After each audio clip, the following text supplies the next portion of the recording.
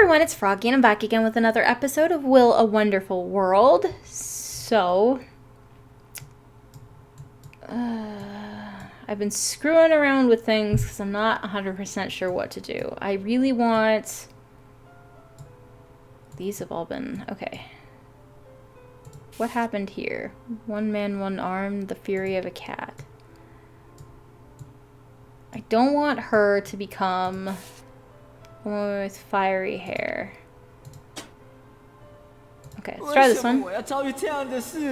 It's Jimmy again. Alright, let's go. The final battle. Oh! I didn't know we were gonna get a Spottie one in this. Well, hold on. Are they connected? Yes. Okay, so let's start with Jimmy. And then we'll end with Spottie. Alright. I had been toyed with by an infamous and psychopathic serial killer. Yet somehow, I was still able to live and tell the tale. It was probably the greatest achievement of my entire life, now and forever. I had hoped that I could just file a police report and get back to my normal life. But I was too naive. The police sent an officer to investigate my claims, and he asked me to accompany him. But the investigation turned out to be very dispiriting. The heavy rain and landslides over a night had washed away all the evidence from where Pi and I had first met. The warehouse that had been used to imprison me belonged to a key factory that had gone bankrupt a long time ago. No useful clues remained in the warehouse except for my own fingerprints. The gate to Apple Manor was locked. According to the official records, the owner had gone abroad for a few years ago. According to the official records, the owner had gone abroad a few years ago. We were not allowed to enter without a warrant. But when I was in the bathroom of the police station, I overheard something that depressed me even more. About that young unemployed man. He said he was unwilling to tell his family about the case. Don't you think that's a little suspicious? Exactly what he told us was so outlandish. Pi is a serial killer who can easily take out a professional boxer. Why would he possibly let such an otaku escape? There's more. He said that he had heard the voice of Pi, and that it sounded like... What was it exactly? Oh, right. A vampire. Heh, what a hoot. Maybe he's a junkie. Who knows? So many young people these days just don't want to get a real job. They live off their rich family and just mess around with drugs. You should look into him instead, I think. What about his case, then?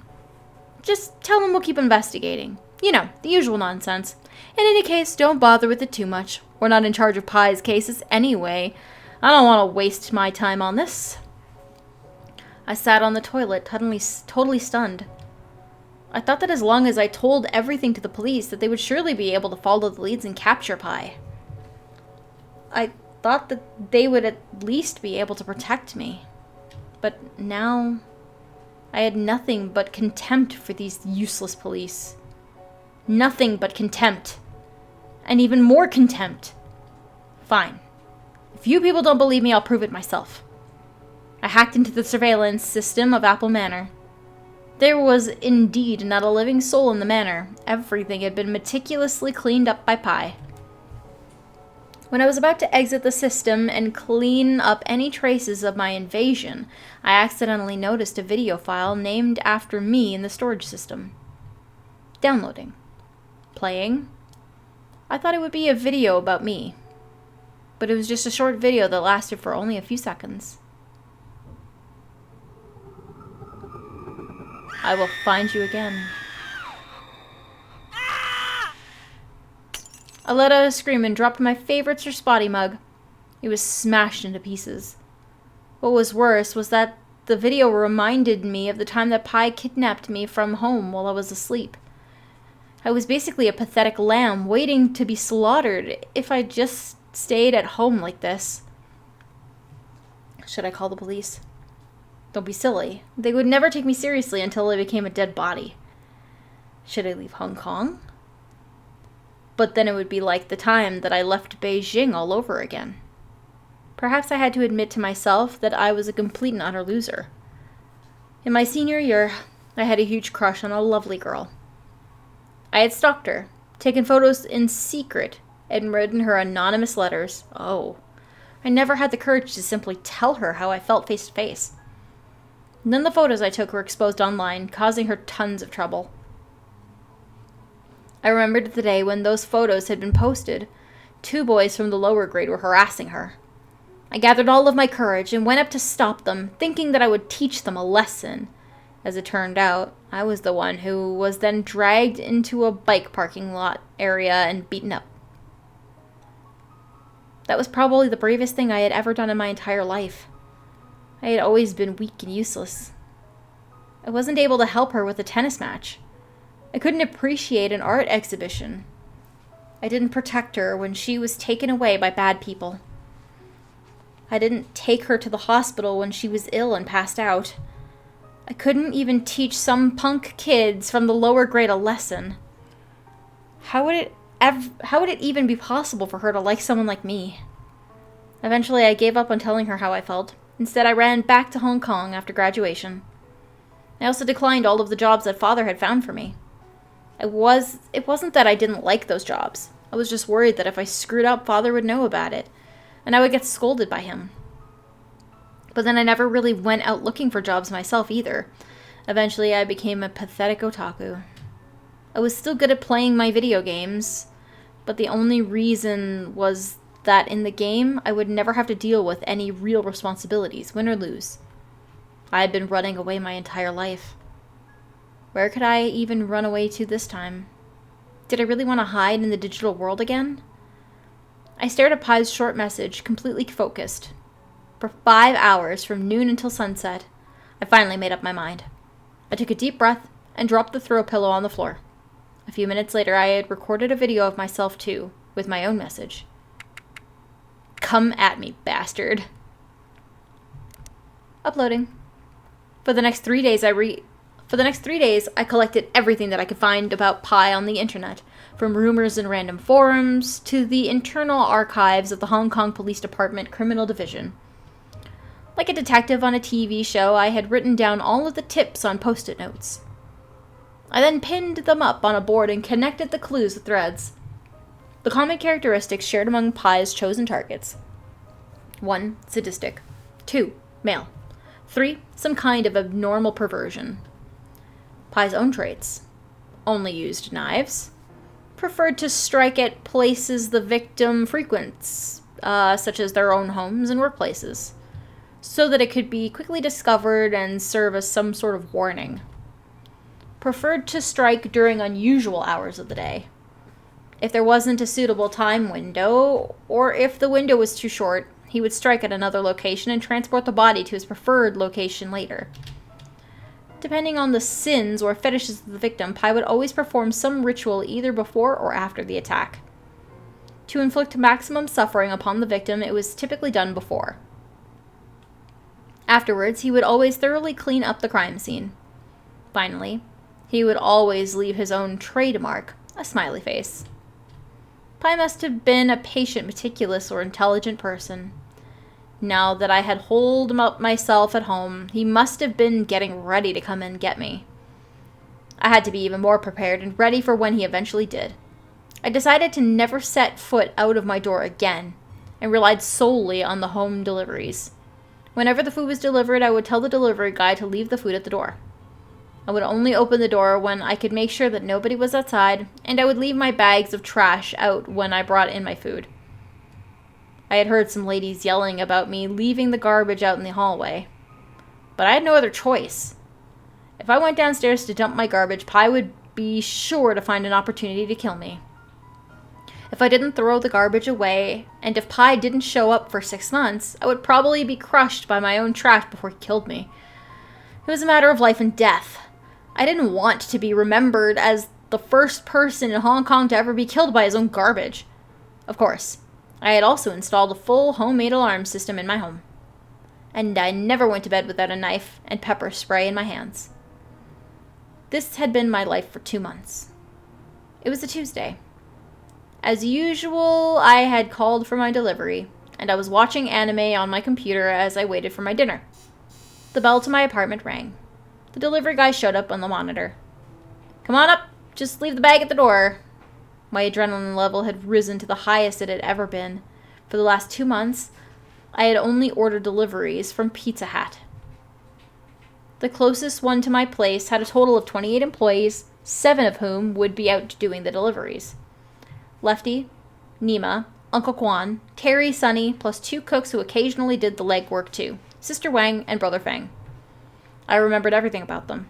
I could even tell the distance between the mole on Sister Wang's face and the corner of her mouth in millimeters. This delivery guy downstairs had a mole in the corner of his eye and incredibly pale skin. He was obviously not one of those 7 people. Meanwhile, Pizza Hut hadn't hired a new employee for 2 whole years, as business hadn't been going too well for them. Moreover, the manager, Old Lou, had always hated good-looking young men. He would never have hired a new guy like this. I logged into the surveillance system and ran some programs. My PDA's screen immediately started showing a video from a hidden camera. On the screen, I got up from my computer and walked into the bathroom. The screen then switched to the view inside the bathroom. I started to undress, stepping into the bathtub, and closed the shower curtain. The screen switched again to what was behind the shower curtain. A naked me turned on the shower. Outside of the screen, though, I was still sitting in front of my computer. Based on the games Pi had played with me, I was confident that Pi must be a competent hacker himself. Chances were that he was holding a PDA right now and looking at the exact same video while he was coming up the stairs. I grabbed the knife and the pepper spray. I walked into the bathroom. I turned on the shower. I closed the shower curtain.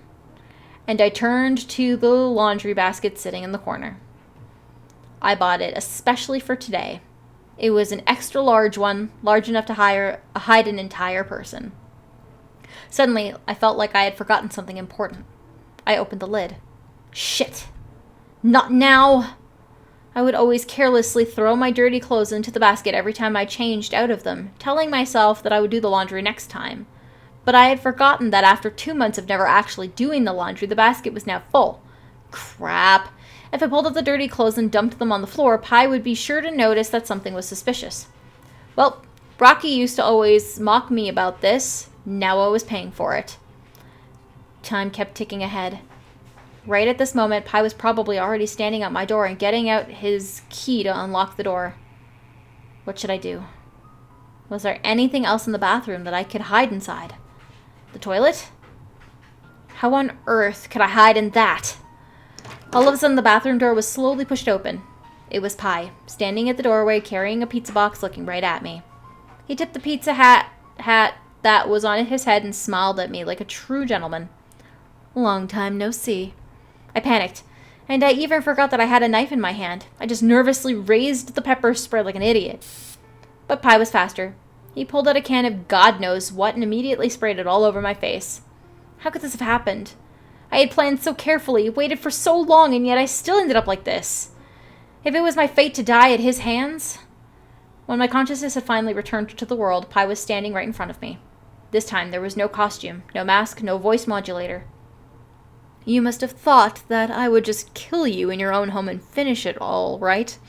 Well, to be honest, the games that we played together were really enjoyable, so it would be such a shame to kill you off like that. In return, I have made some special arrangements just for you this time. An even more spectacular arcade. He gestured behind him. It wasn't a very large room, but I could see all kinds of horrifying tools and devices everywhere. This time, the game would be played on Nightmare level. Jimmy. Alright. Next letter. So, Spottie? For a homeless cat, fresh water is one of the biggest challenges we have to face. The puddles on the road are out of question.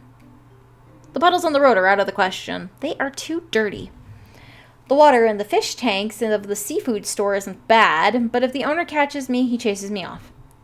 Aside from those, there is another option. The water inside something that humans call a toilet. The water there has a slow and steady flow, which always produces the best quality. Every homeless cat has their own favorite drinking spot. So did I. There was a big building not too far away from the street. Most humans going in and out of the building wore uniforms. Some of them would even salute to one another. Speaking of which, why do humans poke themselves in the eyes with their fingers to show their respect? On the south side of the building, on the first floor, there was a small window that was always open. I often sneaked into the building through it. And there was a toilet behind that window. If I crawled under the door opposite the toilet, I could see even more toilets. These two-legged monkeys spent so much effort just so that they could take a dump. What a waste. Tonight, I jumped through the window on the first floor as usual. It was very quiet in the bathroom, and I could see the moon through the window, which filled the room with silver moonlight. I stood up on the rim of the toilet and drank. I tumbled into the toilet, and then the toilet lid dropped with a bang. I jumped upwards. Another bang. I hit my head on the lid, but it didn't open. Yep. Oh no, he's stuck! Oh, puss. Have I become too old to stand still now? Somebody help me! Meow, meow! It was pitch black in the toilet. I pushed my paw through the gap under the lid and wiggled, hoping desperately that someone would see it and help me. But all I could hear was myself and some flies buzzing in the bathroom. Had the humans all gone home after work? I struggled for a while until I was totally exhausted. The room quieted down. I thought of the house cats that I despised. One of them had fallen into the toilet in his own house. His humans would have gotten them out by now for sure. And then he would take a nice bath and be wrapped up in a warm blanket. Maybe his humans would even play some music and sing for him.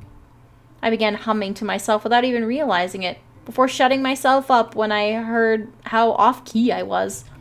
Spottie. Poor buddy. Oh, let's start this up. All right. All of a sudden, the bathroom door was slowly pushed open.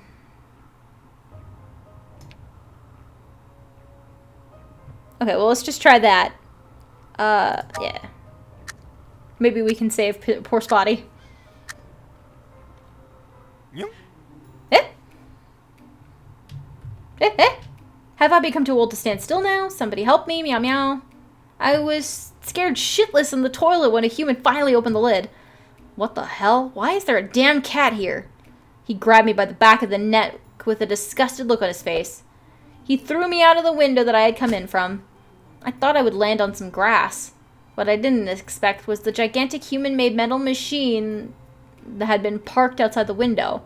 One of my front paws hit the machine so hard that it almost broke. Oh no!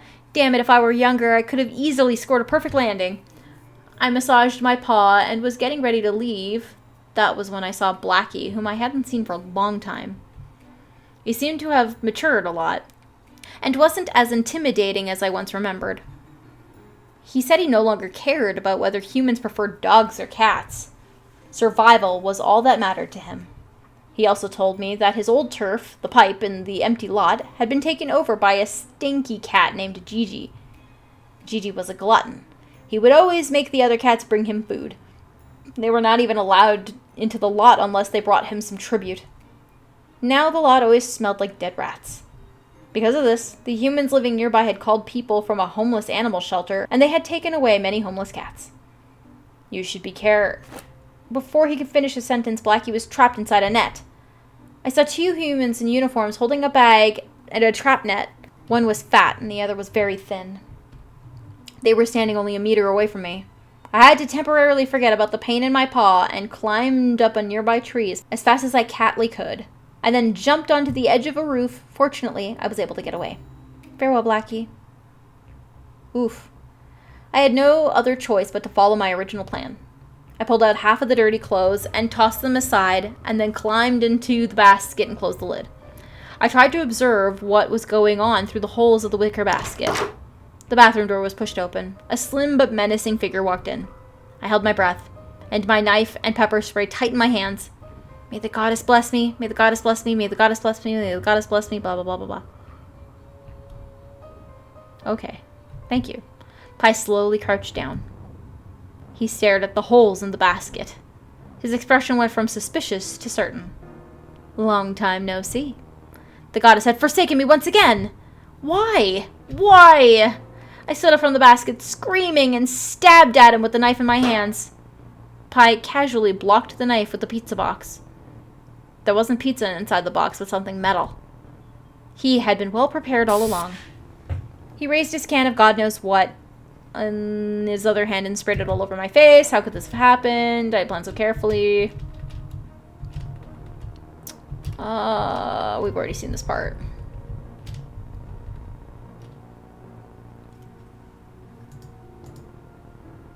Special arrangements, just for you. Spectacular arcade. Horrifying tools. Nightmare level. Okay, so C and bad.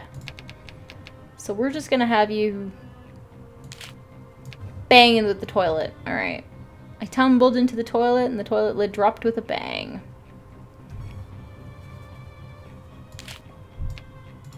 Maybe we can try that? That's why Spottie doesn't fall into the toilet. I wasn't sure if it was me getting older or that I had become easily scared. I was so startled that I leapt into the air when I heard someone come in. Apparently the person who was on his phone when he came in was also startled by me and then dropped his phone. What the hell? Why is there a damn cat in here? He picked up his phone and grabbed me by the back of the neck. He threw me out the window that I had come in from. Landed in some grass. Broken his paw. And then all about Blackie. GG, dead rats. Gets caught. Farewell, Blackie.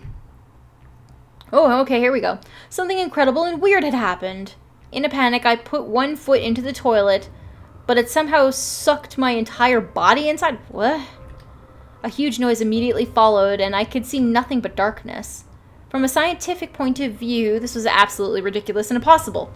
Yet there was no other reasonable explanation. My body had just shrunk. My back was against the cool, slippery, arch-shaped ceramic wall. It was also sticking to the wall because of some smelly and muddy stuff. Ew. Before my brain could get a chance to process all of this, I was slipped down faster and faster. And then, splash! I felt as if I had just fallen from the sky into an ocean. My mouth and nose were submerged in a foul-smelling liquid in an instant. It didn't matter too much where I was at this point, because I couldn't swim. How could this have happened? Oh, you're seriously gonna drown here? Okay, well, we got him out. Okay, this?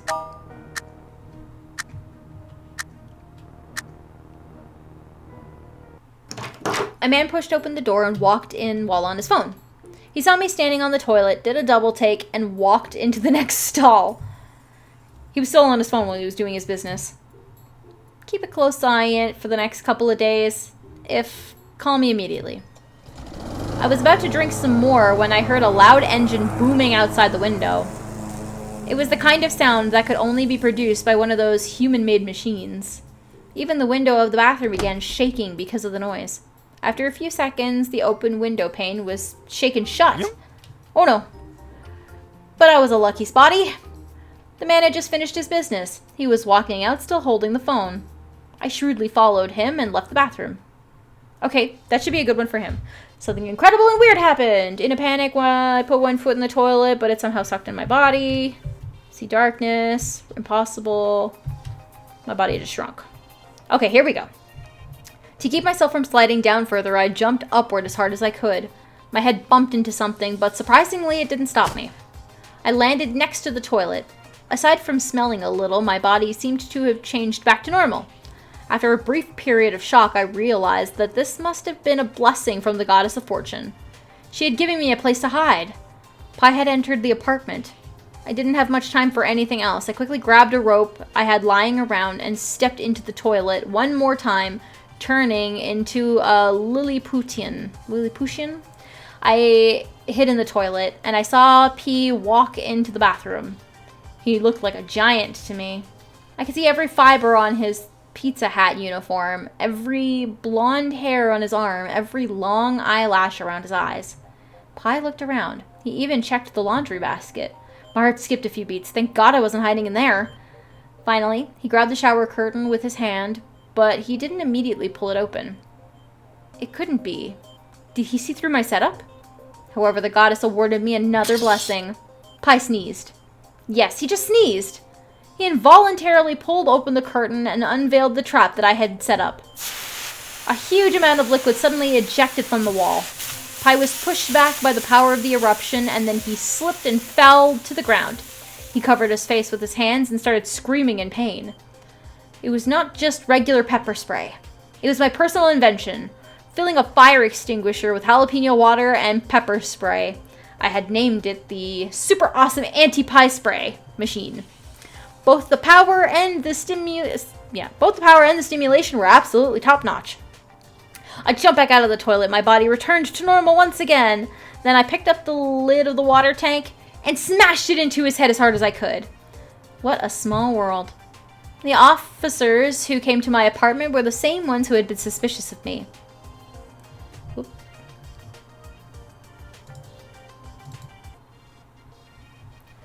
The one who had wanted to investigate me even gave me a meaningful look before they left. Of course, they didn't say anything else except to politely thank me for my assistance. And I, of course, politely gave him the finger. After I sent the police away, the next day the news of Pie being captured was everywhere. They even published Pie's family background and history, although no one would know if they were true or not. Whatever the case, I couldn't care less. Upon my firm insistence, the police agreed to not reveal the truth of how Pie had been captured. I did not want to be in the paper once again. The world was full of surprises, but life went on. I did a thorough cleaning of my apartment. I even cleaned the dust that had been piling up in my computer case for years. Looking at my nice and sparkling clean room, I felt like my mood was finally brightening up too. I stayed inside for a few more days. Then I went and visited my parents. I also visited lots of places around Hong Kong. Everywhere I went, I would go and check the bathroom there. I would try to jump into the toilet and then jump back out again. Of course, I only chose the ones that looked clean. Despite still not knowing how it happened that day, I had indeed gained a special power. Furthermore, I had a new hypothesis too. What if a toilet was not connected to the sewer? What if at the bottom of the toilet there was simply another opening? Would I be able to stay shrunk and still move around? Ever since I had this thought, I began to often get too excited and fall asleep at night. I would lie on the bed, stare at my collection of Marvel comic books on the shelf, and start fantasizing. So he's randomly got like a superpower now? Achievement, superpowered me. Nice. Now that I had the superpower, I had special responsibilities as well, right? Okay, so he's just like a superhero now who can hide in toilets. I guess that's a good end. Sure. But yeah, let's, wait, hold on, I want to see, well, hold on, let's read Spottie's. Proudest achievement, be Blackie in a turf war, drinking, weirdest hobby, drinking from a toilet while standing on the rim. Okay. You, arrested. Captured and sentenced to life in prison, held in Hong Kong Central Prison. Haha, way to go. Nothing here. And then you.